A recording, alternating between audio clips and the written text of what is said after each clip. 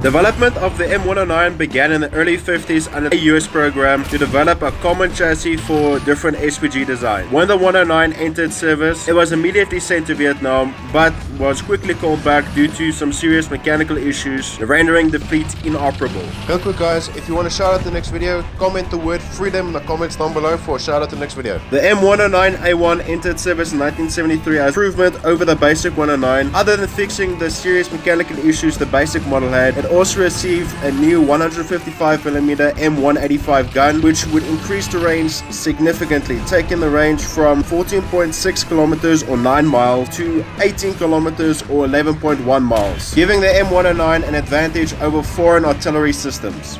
109 also received a new assisted loading system that would automate some of the loading processes, reducing the workload on the 6-man crew and increasing combat effectiveness. The M109 would continue to serve in the US military for decades to come, resisting every attempt at replacement and taking part in every conflict the US has been involved in. Here's some important numbers to remember. The main gun has an elevation of plus 75 degrees and 3 degrees of gun depression. It also carries 28 rounds of sweet high explosive freedom and high explosive variable time fuses. Both high explosive and HEVT has an explosive mass of 9 kilograms or 20 pounds, and it has a reload of 13 seconds.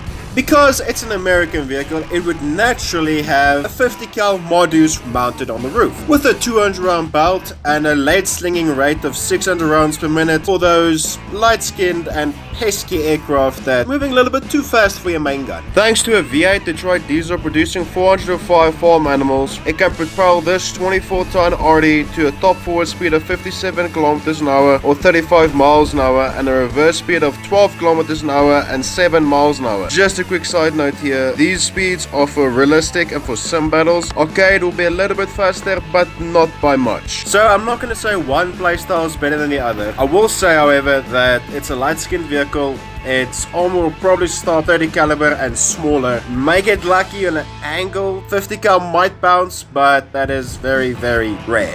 It is decently fast, so you can use shoot and scoot tactics. You can play it however you want, but what it boils down to is who sees the other guy first. If you're able to get your gun around to where binoculars are looking and pull the trigger first, chances are you're gonna one-shot nuke the guy, and if not, you're either gonna confuse the guy or seriously damage him to the point where he's going to be struggling to get to cover or shoot you back. But those are going to be rare occasions because this thing is a one-shot monster. Even the mighty German mouse can get one-shotted if you aim for the roof. It is an absolute monster at its battle rating.